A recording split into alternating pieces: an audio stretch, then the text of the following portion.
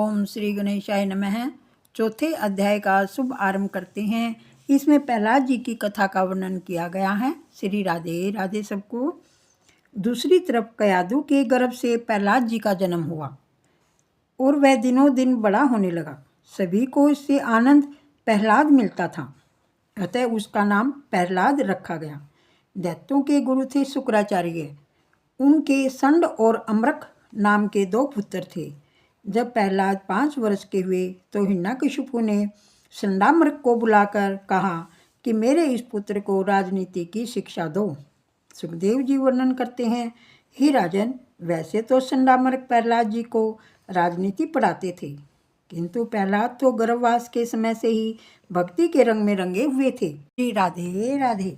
प्रहलाद को भगवान वासुदेव से स्वाभाविक प्रीति थी, इसलिए श्री कृष्ण के अनुग्रह रूप विग्रह ने उनका हृदय इस प्रकार आकर्षित कर लिया था कि उन्हें जगत से कुछ भी लगाव नहीं रह गया था। वैसे तो भक्ति का रंग शीघ्र लगता नहीं है, पर जब एक बार लग जाता है तो फिर सांसारिक प्रवृत्तियों के प्रति वैराग्य हो जाता है।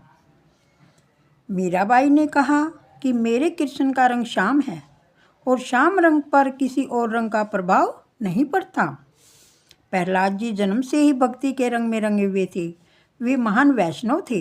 वे गुरु जी की शिक्षा सुनते तो थे, किंतु राजनीति का चिंतन वे जरा भी नहीं करते थे। सच्चे ज्ञानी भक्त का यही तो लक्षण है कि जब वह देह अभान है, उसके व्यवहार में क्षति नहीं आती। गुरु जी ने सोचा कि यह राजपुत्र तो बड़ा सयाना है, अतः उसकी शिक्षा से प्रभावित होकर उसके पिता कुछ न कुछ पुरस्कार अवश्य देंगे। श्री राधे राधे। वे प्रहलाद को लेकर राजसभा में आए।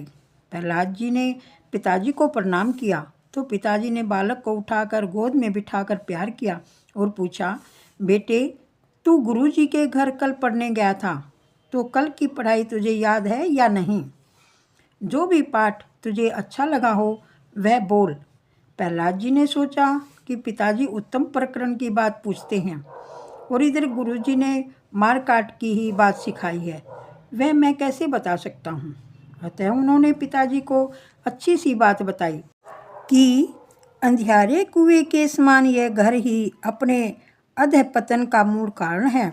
जीवों के लिए श्रेष्ठकर है कि वे गृह त्याग करके वनवासी बने और वहाँ भगवान श्री हरि का आश्रय ग्रहण करें। श्री राधे राधे। प्रहलाद जी बोले, हे पिताजी, अनेक जन्मों के अनुभव से मैं यह कह रहा हूँ कि यह जीव कई बार स्त्री, पुरुष, पशु, पक्षी बना है। हजारों जन्मों से विभू से विभक्त बना हुआ यह जीव लौकिक सुख भोग में लीन है, फिर भी वह अतृप्त ही है। तृप्ति भोगने से नहीं, त्याग करने से प्राप्त होती है। संसार तो दुख का सागर है। प्रत्येक जीव व्यथित है। पाप और पुण्य के समान होने पर यह मानव देह प्राप्त होती है। जैसे यह पाप भोगना पड़ता है, वैसे ही पुण्य भी भोगना पड़ता है। संसार प्रतिक्षण परिवर्तनशील है। श्री राधे राधे। हे पिताजी, आज तक मेरे अनेक जन्म हो चुके हैं। मैं अपने अनुभव से कहता हूँ कि स्वार्थ और कपट के सिवा इस जगत में कुछ भी नहीं है। फिर भी जीव अविवेकी है। निस्वार्थ प्रेमी मात्र परमात्मा से ही है। अन्य सभी का प्रेम स्वार्थ और कपट से भरा हुआ है। संसार में रहकर कपट और छल करना ही पड़ता है। जहाँ कोई वासना आई कि छल कपट करना ही पड़ता है। पति पत्नी के प्रेम में भी स्वार्थ और कपट होता है। जीव कितना ही स्वार्थी और कपटी है। मुझे एक सन्नारी मिली जो बता रही थी कि उसकी सास जी ने उसे चेतावनी दी है कि 3 पुत्रियां काफ़ी हैं। श्री राधे राधे। अगर चौथी बार भी उसने पुत्री को जन्म दिया तो किसी भी तरह उसे घर से निकालकर बाहर फेंक दिया जाएगा। वैसे पुत्र का जन्म हो या पुत्री का, किसी के अपने बस की बात तो नहीं है। पुत्र एक कुल का उद्धार करता है, जबकि सुयोग्य पुत्री तो पिता और पति दोनों कुलों का उद्धार करती है। दुर्भाग्यवश यदि पत्नी बीमार पड़ जाए तो वह 4-5 हजार रुपये खर्च कर देगा, 2-4 वर्ष प्रतीक्षा कर देगा।